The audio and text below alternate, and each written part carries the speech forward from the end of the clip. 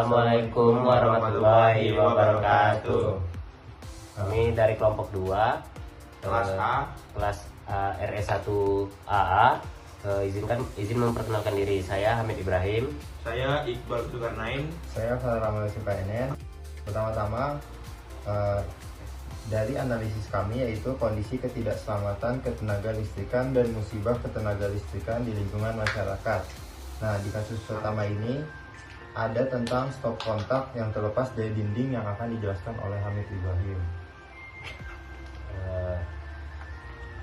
Ini contoh gambar dari stop kontak yang tidak terpasang dari yang terlepas dari dinding yang berada di Gedung Herman Yohanes, Jalan Chandra Sekip, Unit 4, Kecamatan Depok. Stop kontak tidak tertutup sempurna dengan dinding. Kondisi tersebut dapat menyebabkan kabel yang terhubung dengan stop kontak terbuka lebar. Stop kontak yang tidak terhubung sempurna pada dinding menyebabkan isolator tidak sempurna sehingga menghubungkan beban pada stop kontak dan dapat membahayakan bagi pengguna. Posisi stop kontak yang berada di atas lantai menambah rawan tertendang, menyebabkan stop kontak semakin keluar. Air yang tumpah dan mengenai objek juga dapat menjadi bahaya kelistrikan.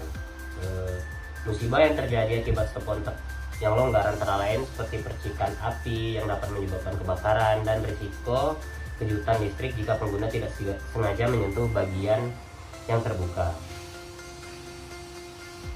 Terus ketentuan yang dilanggar dari kondisi tersebut meliputi instalasi tenaga listrik atau produk peralatan tenaga listrik dan produk pemanfaatan tenaga listrik SNI IEC 60884/1 2014, tusuk kontak dan kontak-kontak untuk keperluan rumah tangga dan setipenya.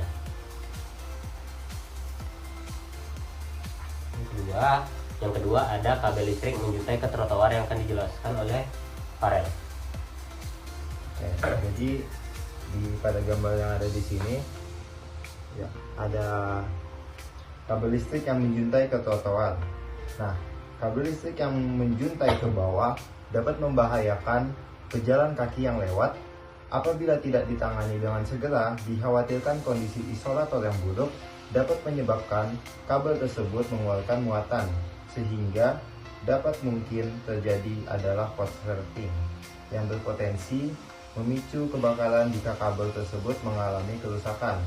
Selain itu, kabel yang berada di posisi rendah juga dapat menyebabkan orang tersandung atau tersangkut mengakibatkan kecelakaan fisik di area publik, yang dimana lokasi dari kabel tersebut berada di Jalan Kesehatan Sendowo Sinduandi, Kecamatan Melati, Kabupaten Sleman.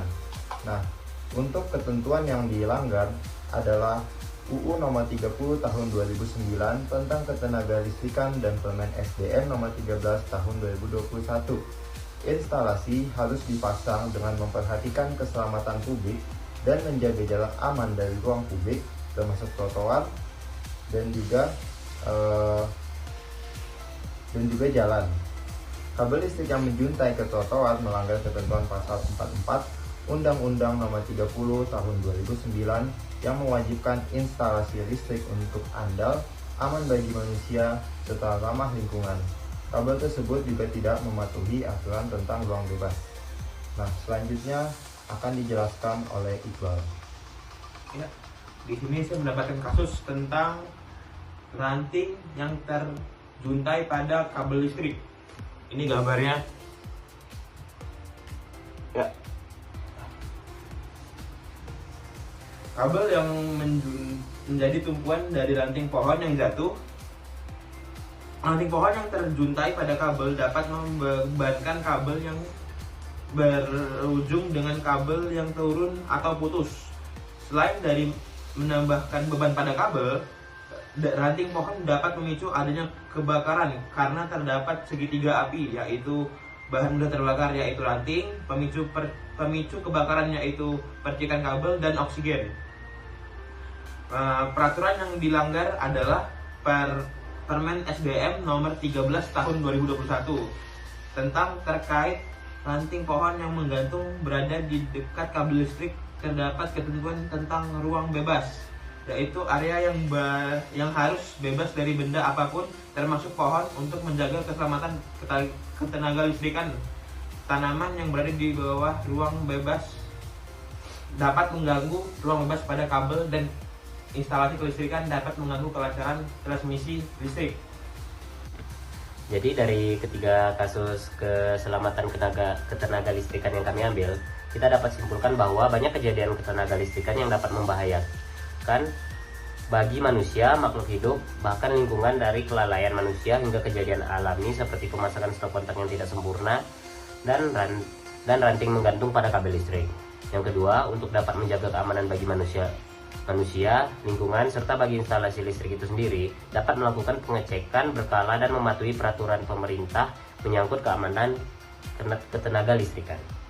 Baiklah, itu pun ketiga kasus dari yang kelompok kami temukan di sekitaran wilayah tempat tinggal kami. Berikut analisisnya, musibah dan juga ketentuan yang dilanggarnya.